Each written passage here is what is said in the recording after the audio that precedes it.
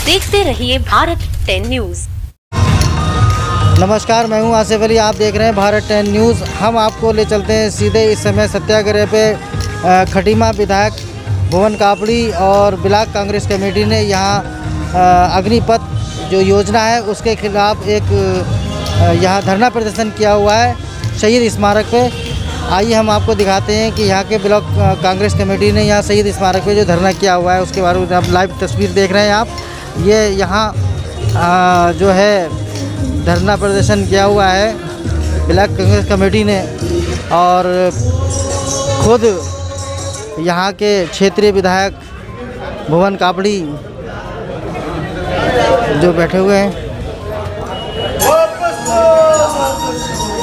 भुवन कापड़ी जी बैठे हुए हैं।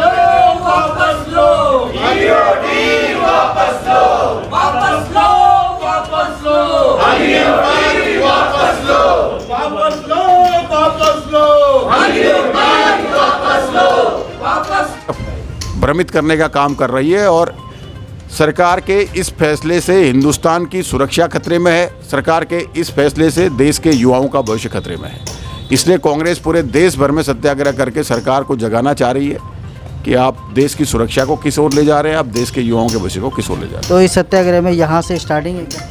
सब आज पूरे देश में हर विधानसभा सत्याग्रह के तहत सभी लोग प्रदर्शन कर रहे हैं। तो ये थे हमारे साथ भुवन कापड़ी जी जो कि क्षेत्रीय विधायक हैं और सत्याग्रह में यहाँ बैठे हुए हैं। मैं भारत 10 न्यूज़ से आसिफ अली, नमस्कार।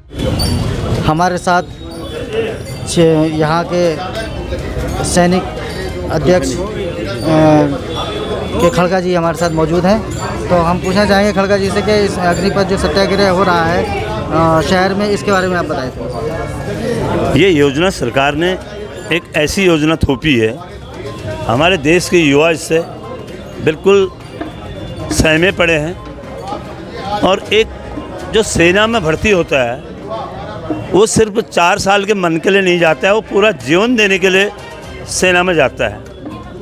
कम से कम वो 15 साल सर्विस करता है और अपने जीवन को 15 साल बाद भी ये सोचता है कि मैं जहाँ ज़रूरत पड़ेगी मैं वहाँ जाऊँगा, जब ज़रूरत पड़ेगी मैं देश सेवा करूँगा, क्योंकि उसके दिल में इतनी देश भावनाएँ आ जाती हैं। लेकिन आज इस सरकार का जो फैसला है कि 4 साल बाद जब एक सैनिक को घर भेजेंगे आप, तो उसके दिल में क्या गुजरेगी।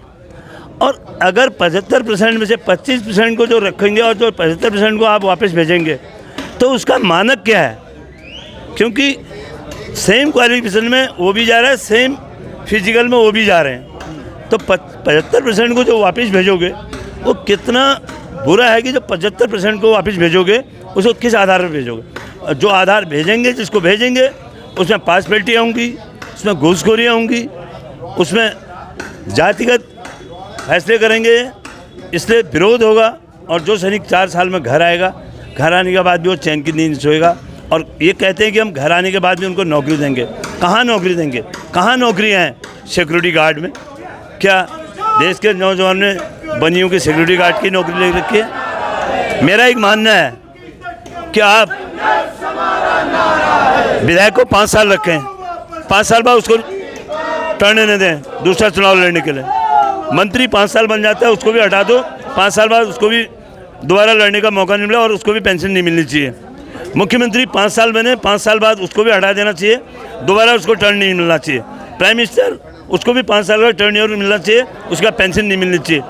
ये 5 साल नौकरी, 5 साल विधायक बनते हैं, 5 साल मंत्री बनते हैं, 5-5 बार ये लोग 20-20, 30-30 साल तक ये मंत्री और विधायक बने रहते हैं और उसके बाद इनकी 5-5, 6-6 लाख रुपये पेंशन होती है।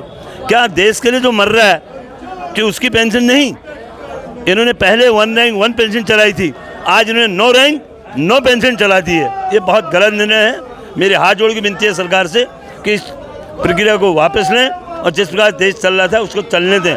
देश को आगे नहीं बढ़ा सकते तो पीछे भी नहीं धकेलें। मेरा इतना ही कहना है। धन्यवाद। ये थे हमारे साथ भूतपूर्व सैनिक संगठन के अध्यक्ष खड़का जी, जो यहाँ भूतपूर्व सैनिक संगठन के अध्यक्ष हैं और बहुत यहाँ पे रोष चल रहा है सत्याग्रह का।